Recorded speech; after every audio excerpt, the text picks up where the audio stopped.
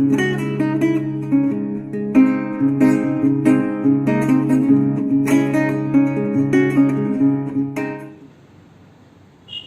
मित्रों, आज हम कक्षा 7 एकम 3 कुत्ते की वफादारी के बारे में अभ्यास करेंगे। सबसे पहले जानते हैं साहित्य स्वरूप और लेखक के बारे में। कुत्ते की वफादारी शीर्षक, साहित्य स्वरूप है कहानी और लेखक है लल्लूभाई रबारी। यहाँ पर लेखक ने हमें बताया गया है कोई भी जानवर अपने स्वामी के प्रति कैसे वफादार रहता है, उसका श्रेष्ठ उदाहरण इस इकाई के आधार पर हमारे सामने प्रस्तुत हुआ है। कभी कभी जल्दबाजी में हम ऐसे कार्य कर बैठते हैं जिससे पीछे से हमें पछताना पड़ता है। इसलिए हमें जल्दबाजी में कोई भी कार्य नहीं करना चाहिए। इस इकाई से हमें यही सीख प्राप्त होती है। उत्तर गुजरात के पाटण जिले के पास एक छोटा सा गांव है जिसका नाम है राधनपुर। राधनपुर के तालाब पर एक समाधि है और वह समाधि कुत्ते की है। समाधि और वह भी कुत्ते की, यह जानकर हमें भी आश्चर्य होगा। लेकिन इस समाधि के पीछे भी एक रोचक कहानी प्रस्तुत की गई है। राधनपुर गांव में एक बंजारा था जो व्यापार लाने ले जाने का कार्य करते थे, उसे बंजारा कहते थे। यहाँ पर भी एक ऐसा ही बंजारा था राधनपुर में। राधनपुर में गांवों से लेकर शहरों तक वह सामान लाया ले जाया करता था। गांवों से सामान ले जाकर शहरों में बेचता था। वह ऊंटों पर अपना सामान ले जाता था। ऊंटों पर गुड़, मिश्री, मसाले आदि सब कुछ ले जाता था। लाखों का व्यापार था उसका, इसलिए लोग उसे लाखा बंजारा के नाम से पुकारते थे। लाखा बंजारा के पास एक कुत्ता था और वह भी बड़ा वफादार था। जब लाखा व्यापार करते समय यदि रात हो जाती तो वह थोड़ी देर के लिए आराम के लिए पड़ाव करते थे। जब पड़ाव में लाखा बंजारा सो जाता था और रात में यदि कोई चोर लुटारे आते और सामान ले जाते तो कुत्ता भौंक भौंक कर उसे भगा देता था। लाखा को भी अपने कुत्ते से अधिक प्रेम था। व्यापार करते करते एक दिन व्यापार में लाखा मार खा गया। भारी नुकसान हुआ और नुकसान की वजह से उसे पैसों की जरूरत आ पड़ी। वह राधनपुर के एक सेठ के यहाँ गया। जाकर सेठ को बताया, सेठ मुझे व्यापार में नुकसान हुआ है, पैसों की जरूरत आ पड़ी है, आप मुझे पैसे दे दीजिए। सेठ ने बताया, मैं तुम्हें पैसे तो दूंगा, लेकिन उसके बदले में तुम गिरवी क्या रखोगे? लाखा बोलता है, सेठ मेरे पास तो फूटी कोड़ी भी नहीं है। फूटी कोड़ी न होना, कुछ भी पास न होना। क्योंकि लाखा बंजारा ने व्यापार में नुकसान उठाना पड़ा था, इसलिए उसके पास कुछ भी नहीं था।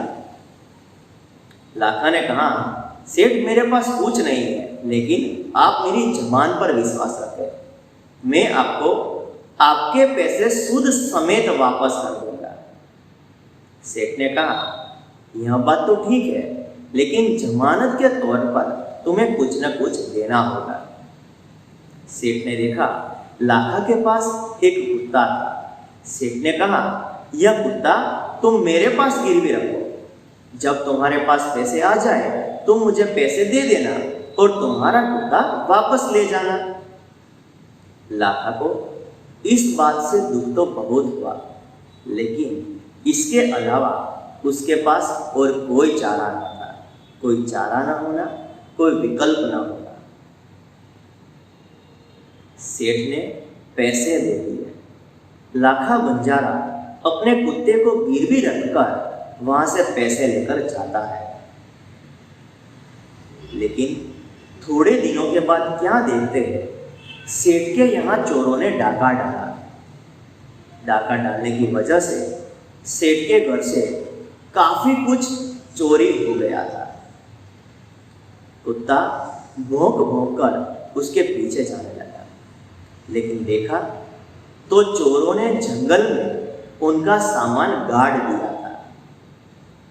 कुत्ता वापिस आया और सेठ को जगाने लगा और उनकी धोती पकड़कर वह उसे वहीं स्थान पर ले गया जहां चोरों ने उनका सामान गाड़ दिया था। सेठ उन्हें जब पता चला कि उन्हें यहाँ चोरी हुई है तो वह तो हक्का बक्का ही रह गया। हक्का बक्का रह जाना यानी आश्चर्यचकित रह जाना। लेकिन कुत्ते ने सेठ को वहीं स्थान पर पहुंचा दिया जहां चोरों ने सामान गाड़ दिया था। कुत्ते ने वहां जाकर अपने पैरों से जमीन को उठाने लगा। सारी मिट्टी वहां से उसने निकाल दी और सारा सेठ का सामान जो चोरी हो गया था वह उन्हें वापस मिल गया। सेठ प्रसन्न हो गए। उन्हें पता चल गया कि यह कुत्ता कितना वफादार है। सेठ प्रसन्न होकर उनके गले में चिट्ठी लिखकर बांध देते हैं और चिट्ठी में लिखा था कि लाखा, तुम्हारे कुत्ते से मैं प्रसन्न हूं। मुझे हमारे घर में चोरों ने जो चोरी की थी और सामान ले गए थे वह सारा सामान तुम्हारे कुत्ते ने मुझे वापस दिलवा दिया है। मैं प्रसन्न होकर तुम्हारे कुत्ते को मुक्त कर रहा। दूसरी ओर लाखा ने भी व्यापार में खूब सारा व्यापार किया, खूब पैसे एकत्र किए, पर वह भी प्रसन्न होकर सोचने लगा कि मैं सेठ को उनके पैसे सूद समेत ब्याज के साथ वापस दे दूं और मेरे कुत्ते को अपने घर ले आओ। वह प्रसन्नता से अपने कुत्ते को लेने के लिए उन्हीं रास्ते से जा रहा था जिस रास्ते से वह कुत्ता आ रहा था। लेकिन दोनों एक दूसरे के सामने आ गए। इस तरह लाखा उन्हीं मार्ग से जब आगे बढ़ रहा था तो उसने देखा सामने से अपना कुत्ता आ रहा है। उसने कुछ नहीं सोचा। उनके मन में सिर्फ यही विचार आया, कुत्ते ने मेरी जबान काट ली है। जबान काट लेना, वचन तोड़ना। वह सोचने लगा कि मैंने सेठ को जबान दी थी कि जब तक मैं तुम्हारे पैसे सूद समेत न लौटाऊं मैं इस कुत्ते को आपके यहाँ गिरवी रखकर जाता हूं। वह सोचने लगा कुत्ते ने मेरी जबान काट ली है, इसलिए उसने कुछ भी नहीं सोचा। आव न देखा ताव, सीधा ही कुत्ते के माथे पर अपनी लाठी से प्रहार किया। लाठी से प्रहार होते ही कुत्ता वहीं पर लेट गया। लाखा ने देखा कि उनके गले में एक चिट्ठी बंधी है। लाखा बंजारा उस चिट्ठी को गले से निकालता है और उस चिट्ठी को पढ़ने लगता है। चिट्ठी में लिखा था, लाखा, मैं तुम्हारे कुत्ते से प्रसन्न हूं। मेरे घर जो चोरी हुई थी, चोरी का सारा सामान तुम्हारे कुत्ते ने मुझे वापस दिलवा दिया है। तुमने जो पैसे लिए थे वो सूद समेत मुझे वापस मिल गए हैं। इसलिए मैं तुम्हारे कुत्ते से प्रसन्न हूं और प्रसन्न होकर मैं तुम्हारे कुत्ते को मुक्त कर रहा हूं। जब लाखा बंजारा ने यह चिट्ठी पढ़ी तो वह जोर जोर से रोने लगा। वह कहने लगा, हाय, यह मैंने क्या कर दिया, हाय, यह मैंने क्या कर दिया। उसने अपने कुत्ते को गवा दिया था। माथे पर प्रहार होने की वजह से कुत्ता वहीं पर मर गया। लेकिन जल्दबाजी में किया गया यह निर्णय, यह फैसला लाखा बंजारे के जीवन को विचलित कर देता है और वहाँ पर वह खूब रोया, लेकिन इसके बाद उन्हें अपना कुत्ता वापस नहीं मिला।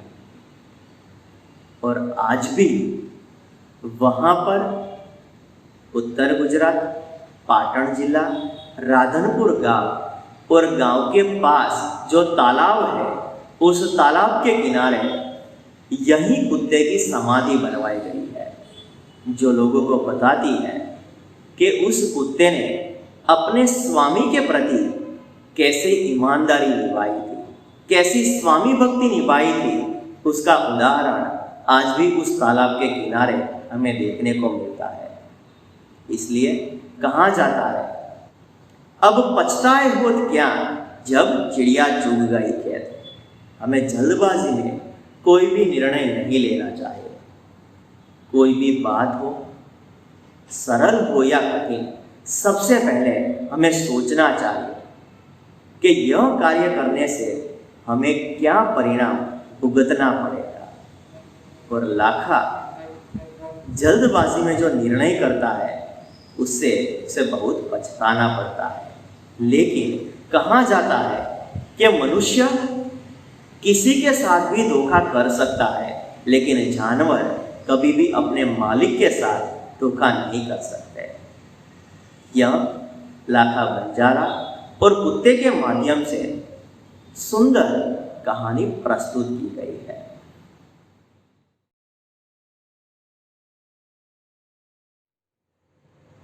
पाठ की समझ के बाद अब हम बात करते हैं पाठ में बताए गए व्याकरण के बारे में। हमारे सामने कुछ 3 प्रश्न बताए गए हैं। पहला है समानार्थी शब्द, दूसरा है लिंग परिवर्तन और तीसरा है मुहावरे का सही अर्थ लिखिए। सबसे पहले बात करते हैं हम समानार्थी शब्द के बारे में। सबसे पहला शब्द है तट। तट यानी कि किनारा।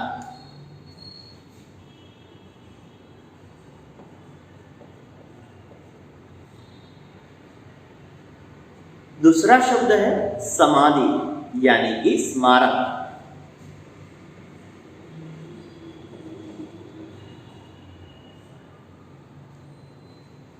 तीसरा शब्द है बंजारा यानी कि एक विचरती जाति।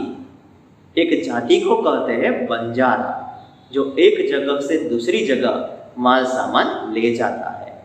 एक विचरती जाति।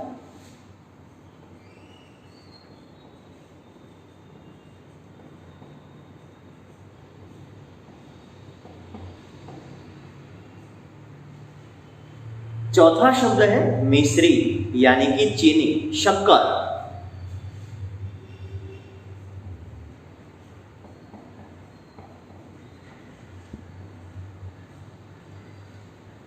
पांचवा शब्द है जमानत यानी कि जामीनी।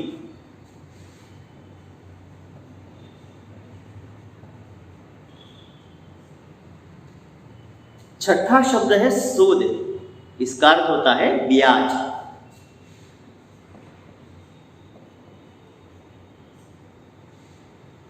सातवां शब्द है पड़ाव, यात्रा में कुछ समय तक का ठहराव।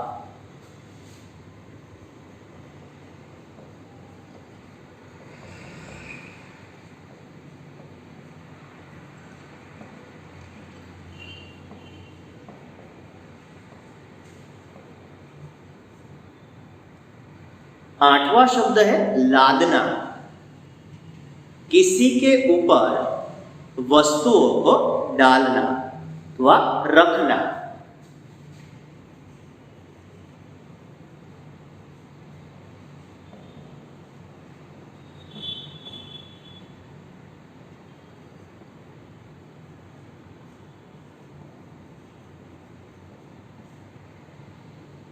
नौवां शब्द है लुटेरा यानी कि चोर।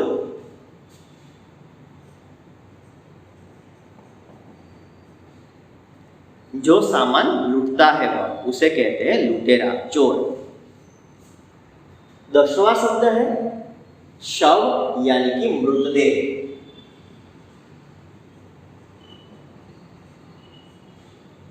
और 11वां शब्द है गोद यानी कि आंचल।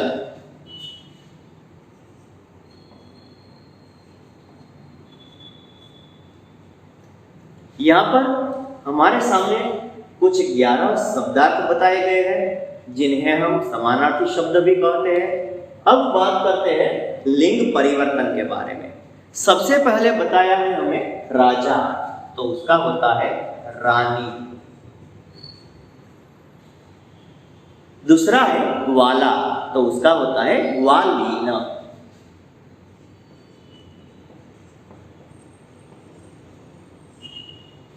तीसरा शब्द है अभिनेता, तो उसका होता है अभिनेत्री।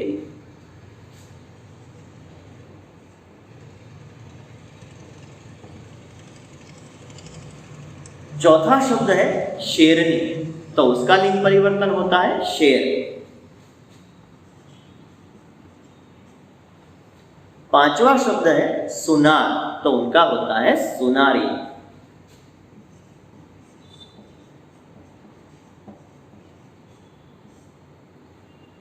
छठा शब्द है ऊंट, तो उसका लिंग परिवर्तन होता है ऊंटनी।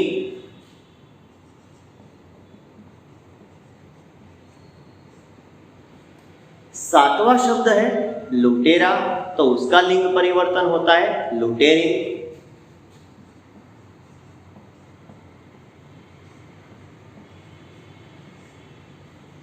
आठवां शब्द है बंजारा, तो उनका होता है बंजारी।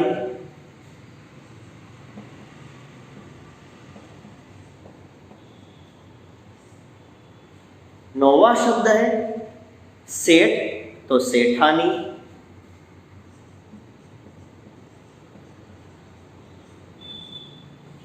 और 10वां है लड़का, तो लड़की।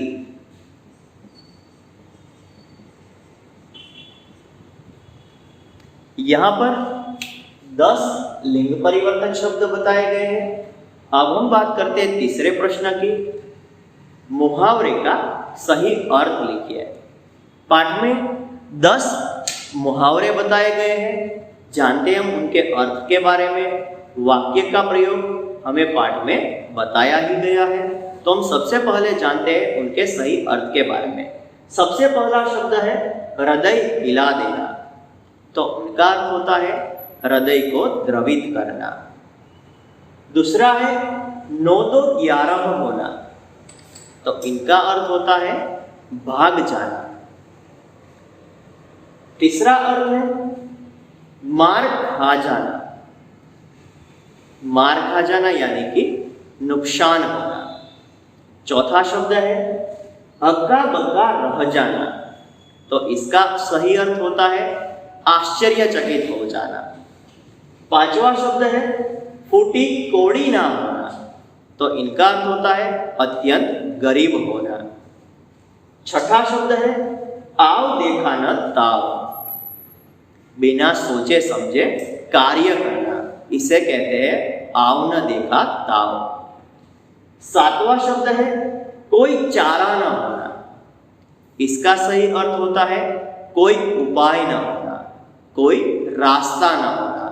इन दोनों में से हमें कोई भी लिख सकते हैं। आठवां शब्द है जबान काट लेना, इसका अर्थ होता है वचन भंग करना। उसके बाद 9वां शब्द है डाका डालना, यानी कि चोरी करना। हमें कुत्ते की वफादारी में उल्लेख किया गया है। चोरों ने सेठ के घर डाका डाला, डाका डाला यानी कि चोरी करना। और 10वां शब्द है फूट फूट कर रोना, यानी कि बहुत ही जोर जोर से रोना। यहाँ पर 10 मुहावरे हमारे सामने बताए गए हैं जिनका अर्थ हमने समझा। मुझे आशा है कि आपको इकाई के बारे में और व्याकरण में कोई भी दिक्कत नहीं होगी। धन्यवाद।